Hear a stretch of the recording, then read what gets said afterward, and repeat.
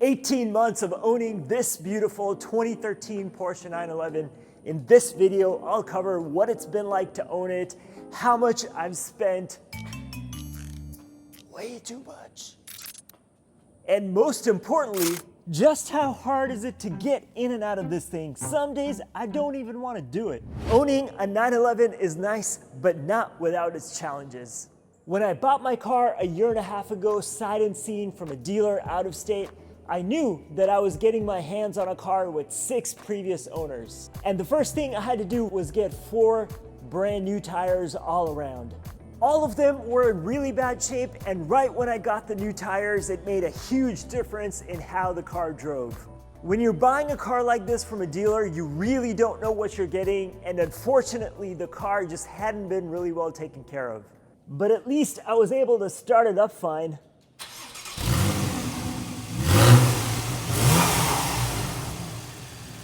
It would have been a problem if it didn't, but right off the bat when I got this car, there were a lot of things that I had to do besides just the tires.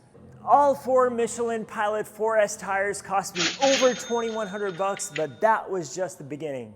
Next, when I got the car checked out at a local shop, there were a few things that had to be done.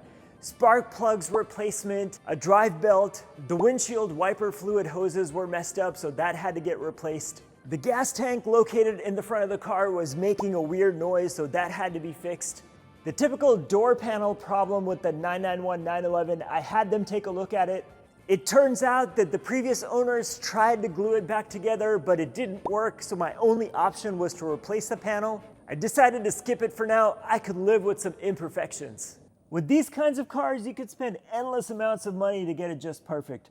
I'm okay with some things being off. Some of these switches are breaking and the stereo knob is starting to get sticky. It's an old car, things are bound to fall apart. If you'll notice, the parts are only $700. Where it gets expensive is the labor. So if you're a do-it-yourself kind of person, then owning cars like this is no big deal financially. The reason the labor is expensive is these cars are not easy to work on because you can't even access the engine. You just have the caps for the coolant and oil. To get to the engine, you have to take off the whole rear bumper, which is probably why the engine hatch wouldn't even open when I first got the car. And they charged me $300 to fix it. I guess it never had been opened that much because it's kind of useless anyway. You can't do anything. So after getting all that service done and brand new tires, this car has been fantastic to drive. A Porsche 911 does not disappoint. Stick shift, naturally aspirated engine, it's like you're in heaven. The minute I start driving this 911, I get reminded of why I'm paying this much money in servicing and repairs. It's because of my YouTube channel. More views, more subs, come on, spend more money. Just kidding, YouTube is not the only reason. How can you not love a 911? Watch this video where I talk about everything that makes a 911 great. Then after about a year, I got another oil change done and also had to replace the battery, which was on its way out. Again, for the oil change, the $200 out of the almost $400 was just labor. Another grand about a year later, which brings the total to $6,300. But then the most idiotic thing happened. I left the key of my car in the pockets of my pants that went through the washer. As you can imagine, a completely dead key. The dealer charged me $500 to replace that. And so that brings the grand total to $6,800. And just when you think that the idiocy would stop, it doesn't. After the washer ate my key, rats decided to eat my coolant lines. This car used to sit in storage some of the time, and I thought I was a genius when I found a cheap storage place. Check out this video to learn about that. But I guess I wasn't that much of a genius because of rats.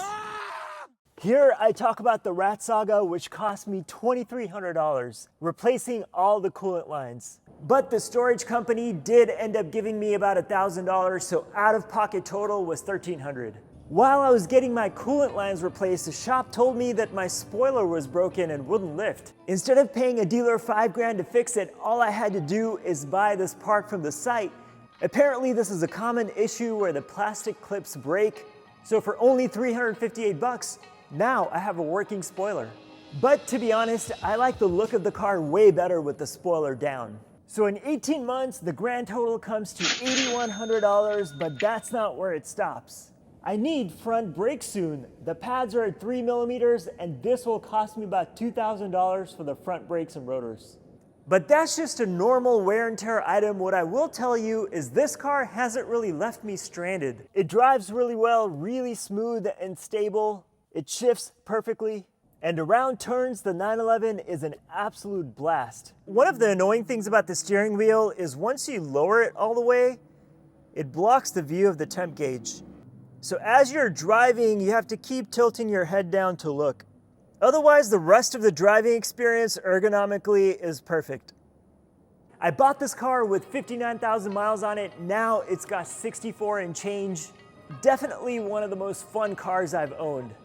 But remember what I was telling you at the beginning of this video? Getting in and out of this car, you can't do it unless you're perfectly healthy. Knee problems, back problems, you're screwed. And that actually happened to me. I threw out my back recently, and this car was pretty much useless. There's no way I can get into this with a bad back.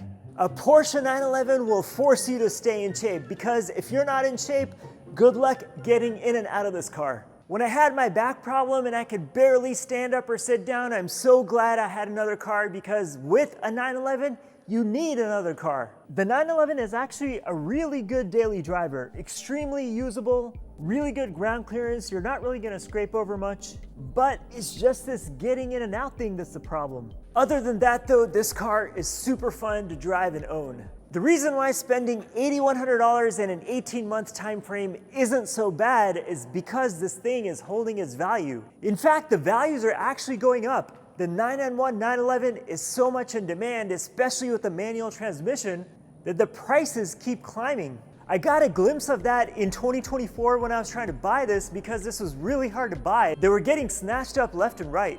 Typically with most used cars, as the years go on, they depreciate and your money just goes down the toilet. This car, on the other hand, great place to park your money. Sure, you have to spend money on fixing things and regular service items, but if you want to make sure you don't lose too much money on a car or even make some money, then a 991 911 is a really good bet. Just make sure to keep exercising.